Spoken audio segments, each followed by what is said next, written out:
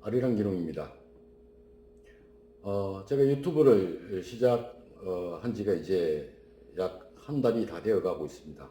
한 달 전부터 제가 유튜브를 시작하게 된 것은 그동안에 제가 농업기술센터에 기농 담당을 5년 하고 전국의 기농 교육기관의 강의를 다니면서 2013년부터 10년간 기농을 직접 해서 지금에 이르고 있습니다. 그래서 많은 지인들이 그런 노하우를 우리 애비 기농인들에게 그리고 기농하신 분들에게 좀 유튜브로 해서 전해주면은 어떻겠느냐 하고 많은 권유를 하셨습니다. 그래서 앞으로 우리 아리랑 기농 많은 기농인들에게 도움이 될 수 있는 방송이 될 수 있도록 많이 노력하도록 하겠습니다. 항상 감사드립니다. 오늘 첫 소개 내용은 은퇴 후 기농 도대체 어떻게 하면 되겠느냐 하는 이런 내용에 대해서 한 10곡지 정도로 해서 나누어서 소개를 드릴까 합니다. 그 첫 번째, 오늘은 기농 이유 찾기입니다.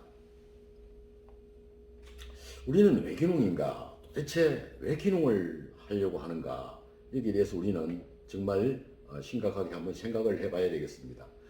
기농하면은 정말 고민이 많이 됩니다. 왜냐하면은 기농이라는 것은 큰 변화이기 때문에 도시 생활과 농촌 생활이 전혀 다릅니다. 그래서 농촌 생활을 전혀 해보지 않은 분들은 더 두려움이 클 것입니다.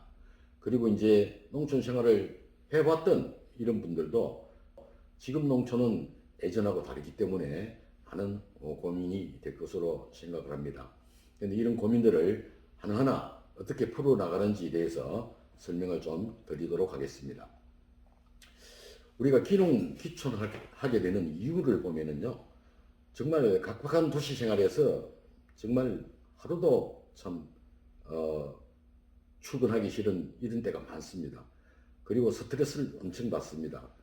그 직장은 뭐 어느 직장이나 다 그렇겠지요. 그렇지만 이제 정말 도시 생활이라는 것이 참 이제 지칠 대로 지친 이런 상황에 오신 우리 베이비 부모 세대들은 하루도 뭐 빨리 기농을 해서 이렇게 좀 저런 생활을 하고 하면 안 좋겠다는 생각을 누구나 가질 것입니다. 그리고 이제 기농을 하면은 뭐그 정도는 생산을 하고 어느 정도 소득은 좀 올릴 수 있겠느냐 이렇게 생각을 합니다.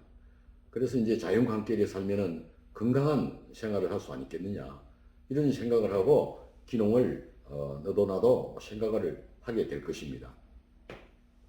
그래서 이제 우리 베이비 부모 세대들은 기농기촌이 로망으로 지금 자리를 잡고 있습니다. 그러나 쉽지는 않죠. 근데 이제 왜 이런 로망을 갖게 되냐 하면은 첫째 자연이 좋아서 예전에 우리 농촌 풍경 뭐 고향 이런 로망 굴뚝에 저녁에 되면은 연기가 나는 이런 농촌 풍경 이런 곳의 향수가 그리워서 또 항상 우리는 그런 생각을 할 수가 있을 것입니다. 그리고 전원 생활을 즐기기 위해서 전원주택을 하나 지어서 정원도 좀 가꾸고 이렇게 살면은 얼마나 좋겠느냐 하는 이런 꿈에 닫혀져 있을 것입니다. 그리고 내 마음대로 영농 설계를 하고 내 마음대로 할 수 있기 때문에 다른 직장에 있을 때 탑지를 받고 하는 것보다 좀 그래도 여유로운 생활을 즐길 수 있지 않겠느냐 하는 이런 것 때문에 우리가 기농기촌을 로망으로 생각하고 그리고 있는 것이라고 생각을 합니다. 그런데 이제 실제 농사를 지어 보면은 그렇게 쉽지는 않습니다. 뭐냐면 농사 지어서 돈 되는 작목이 있느냐? 물론 돈 되는 작목도 있고 돈 버는 분들도 있습니다. 그러나 나만 하면은 안 되는 이런 분야도 있습니다. 그래서 잘못 선택하면은 정말 쪽박을 찬다 이런 말씀입니다. 그래서 교육, 현장 등 많이 보시고 계획을 잘 세워서 내가 정말 기농을 왜 해야 되는지, 기농을 하면 어떻게 할 것인지 이런 계획을 잡아서 기농을 실천해 주시기를 부탁을 드립니다. 저도 이제 실제 27년간 부모님과 같이 상추 농사를 현직에 있으면서부터 지어봤습니다. 상추 농사, 채소 농사 이런 것을 해보니까요. 수확할 때 그 인건비, 재배한 인건비를 받는 정도라고 생각을 하시면 될 것 같습니다. 그래서 내가 노동력을 많이 투자를 하면 그만큼 농사도 잘 되고 또 소득도 좀 많아지겠죠. 그래서 모든 들어오는 소득이 내가 노동력을 투자해서 노동 인건비를 빼는 이 정도의 수준이다. 이렇게 생각하는 것이 정답이지 않겠느냐 싶습니다. 그런데 이제 농사라는 것은요, 또 팔리지 않으면은 이때는 폐기를 해야 됩니다. 우리가 많이 보셨을 겁니다. TV나 매스컴에 이렇게 보시면은 양파 생산량이 많아서 양파밭에서 그냥 폐기를 시키는 이런 사례를 보셨을 것입니다. 정말 엄청나게 그 마음이 아프고 정말 그동안 노력했던 보람이 싸그리 사라지는 힘이 있습니다. 그래서 우리 일부 귀농인들이 이런 생각을 하고 계시는 분이 계셨습니다.